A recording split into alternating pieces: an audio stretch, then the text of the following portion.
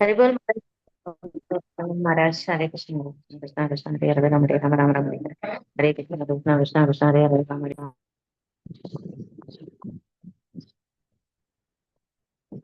யாகங்கள் நடத்துற போது இந்திராய நமக, சூர்யாய நமக, நிறைய தேவத்தை எல்லாம் யாகம். இதுல கடவுளுடைய திருப்திக்காக நடத்துறது ஒண்ணு, லோக நன்மைக்காக நடத்துறது, சுய நன்மைக்காக தனிப்பட்டு நடத்துறது, அதெல்லாம் கோபம்னு சொல்லப்படும். சுயமா நடத்துறது யஜ்யம்ங்கிறது கடவுளுடைய திருப்தி தான். அதுல பிரதானம். இதுல வேத பண்டிதர்கள்லாம் என்ன நினைக்கிறாங்க? பண்டிதர்கள்லாம் இந்திரனுக்குன்னா அந்த இந்திரனுக்கு, கணபதிக்குன்னா கணபதிக்கு, அந்தந்த தேவர்களை மென்ஷன் பண்ணி ஆவாகனம் பண்ணி அந்த அதுக்கப்புறம் யாகத்தை செய்யறது உண்டு. ஆனா கிருஷ்ணர் கீதையில விஸ்வரூபத்துல அவர் மட்டும்தான் பிரபஞ்சமும் நான் தான், அங்க இருக்கிற எல்லா ஜீவர்களுக்குள்ளயும் உணர்வா இருக்கிறதும் நான் தான், இங்க இருக்கிற ஜடம் கூட என்னுடைய சேவைக்காக பலராம் அப்படிங்கிற பேர்ல அதுவும் நான் தான். அடுத்து ஒவ்வொரு லோகத்திலையும் நிர்வகிக்கிறதுக்கு பெரிய நிர்வாகம் இருக்கு, அந்த நிர்வாகமும் நான் தான். அந்த நிர்வாகத்துக்கெல்லாம் ஒவ்வொரு தலைவர்கள் உண்டு, அதெல்லாம் நான் தான். அடுத்து எல்லாம் எங்க நடக்குது, இனி எங்க நடக்க போகுது, அதை பூராத்தையும் தனக்குள்ளே காட்டுறாரு. இனி நடக்க போறத பாருன்னு சொல்லி, நீ ஒன்றும் யாரையும் கொல்ல போறது கிடையாது அப்படின்னு சொல்லி இவரே எல்லாரையும் காலி பண்ற மாதிரி சாப்பிடுற மாதிரிலாம் அவனுக்கு தெரிஞ்சது.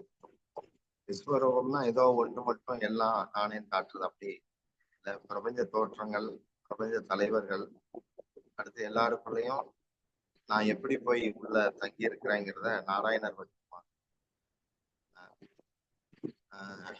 அந்த யூனிவர்சல் ஃபார்ம், அடுத்து அந்தந்த இதுகளுக்குள்ள தலைவர்கள் வடிவம், எல்லாம் நானேங்கிறதுல ஒரு தோற்றத்தை காட்டி அதுக்குள்ள பரமாத்மாவா நான் தங்கி இருக்கிறது. அதுக்கடுத்து இதெல்லாம் வேண்டாம், எனக்கு பயமா இருக்குங்க போது, அதான் இனி நடக்க போறது அழிகிறத பிரளய ரூபமும் நான் தான், காலம் நானேங்கிறத காட்டுறாரு. அதுக்கடுத்துதான் நீங்க நார்மலா முத்தி மாதிரி இருக்கீங்க போது ரெண்டு கையோட காட்சி கொடுக்குறாரு. காட்சி கொடுக்கும் போது எல்லாரும் உலகமே இறைவன் வழிபடுறது விஷ்ணுவை தான் அப்படிங்கிற ரீதியில அந்த விஷ்ணு வடிவத்துல இருந்து அவர் சொல்ற வசனம் என்னன்னா, அந்த ரெண்டு கரங்களோட இருக்கிற தோற்றம் இருக்க இதைத்தான் பாக்குறதுக்கு எல்லாம் தவிக்கிறாங்க அப்படின்னு சொல்லுவார். மற்ற தோற்றங்கள் எல்லாம் அது அவசியம் இல்லாது. ஆனா ஒரு பக்தனுக்கு அந்த கிருஷ்ணருங்கிற சியாம சுந்தர திருமேனி அந்த தோற்றத்துலதான் அவனுக்கு ஈடுபாடு, மற்ற தோற்றங்கள்ல ஈடுபாடு கிடையாது.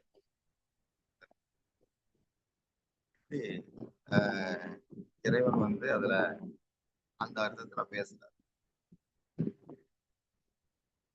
என்னுடைய தெய்வீக இயற்கை அடைகிறான் அப்படிங்கிறது அது ஒரு விதமான அந்த லோகத்துக்கு போறது, சாலோக்கிய முக்தியா வரும். என்னை அடைகிறான்ங்கிறது சாருஷ்டி.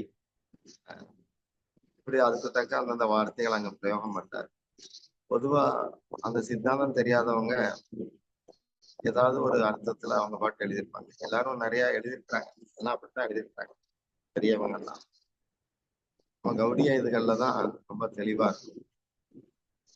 அப்போ ஒவ்வொரு தேவர்களுக்கும் செய்யும் போது அதுக்கு ஆரிஜின், அந்த ஆதி காரணர் யார் அப்படிங்கிறது இங்க காட்டப்படலை.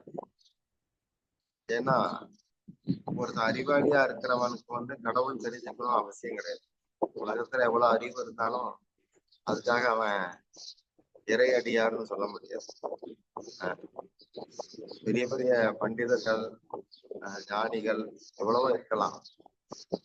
அதனாலதான் கீதையில் சொல்வாரு, ஞானிகளுக்கு அறிவு ஜாஸ்தி, சித்தர்களுக்கு அற்புதம் பண்ணக்கூடிய ஆற்றல் ஜாஸ்தி, தேவர்களுக்கு நிர்வாக பவர், ரிஷிகளுக்கு டெலஸ்கோபிக்கா எதையும் கண்டுபிடிச்சு சொல்லக்கூடிய தன்மை உண்டு. ஆனா இவங்கெல்லாம் எனக்கு பின்னாடி வந்தவங்க, நான் உருவாக்கின ஆட்கள். எப்படி அம்மாவுக்கு வந்து பிள்ளைய பத்தி தெரியும், ஆனா பிள்ளைக்கு அம்மாவை பத்தி தெரியாது. அதனால அகம் ஆதிரிகி தேவானாம் அப்படிப்பாரு. நான் எல்லாருக்கும் முன்னாடியே நான் இருக்கிறேன்.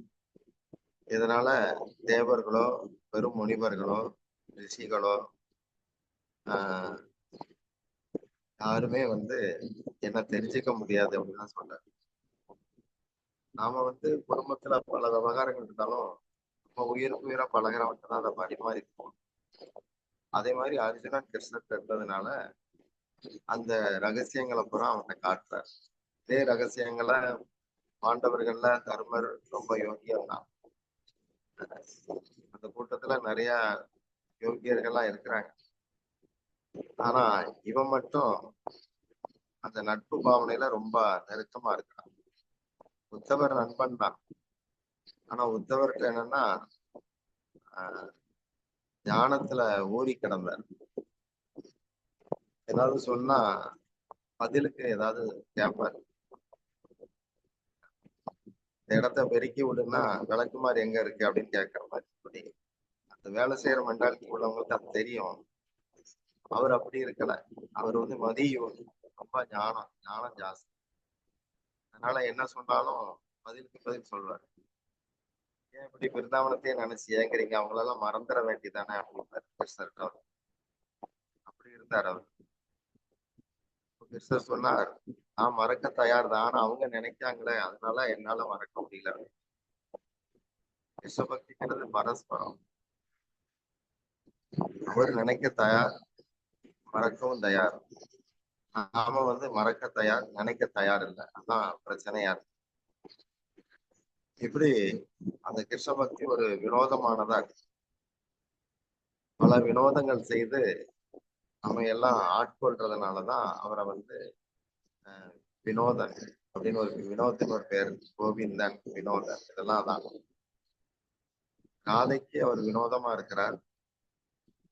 இவருக்கு ராதா வினோதமா இருக்காங்க. வினோதினின்னு பேர் ராதை. வினோதினி, வினோதினி. கிருஷ்ண பக்திங்கிறது ஒரு ஆனந்தம். ஒண்ணும் அதுல ரசிக்கத்தக்கது, அதிலே மூழ்கத்தக்கது. ரசிகாஸ்வாதனம், ஆஸ்வாதனம் இந்த மாதிரி கிருஷ்ண பக்தி ரொம்ப உயர்ந்தது. நமக்கெல்லாம் நிறைய வாய்ப்புகள் அதுல இருக்கு. எவ்வளவுக்கு எவ்வளவு ஜபமும் சேவையும் நடக்குதோ அதுக்கு தக்க இதுல வந்து சிரத்தை அதிகரிக்கும். ஞானிகளோ சித்தர்களோ தபஸ்விகளோ என்னையே வழிபடுறதுனாலே கூட என்ன அடைய முடியாதுன்னு சொல்றாரு. இதெல்லாம் என்ன அடையிற மார்க்கம் இல்லை. குரு பேச்சை கேட்டுட்டு அவர் சொன்னபடி இருந்துட்டாலே போதும், என்கிட்ட வந்துடலாம். அதுதான் மார்க்கம். ஒரு மார்க்கெட்ல ஒரு பெரிய மால், பெரிய பலசரக்கு எல்லாம் இருக்கு. அங்க போனா நம்ம கொடுக்குற காசுக்கு எதையாவது வாங்கிக்கலாம். அப்படிதான் கீதை வந்து என்கிட்ட என்ன இருக்கோ அதுக்கு தக்க அப்படிங்கிற மாதிரி போனா அதுக்கு தக்க புரியும்.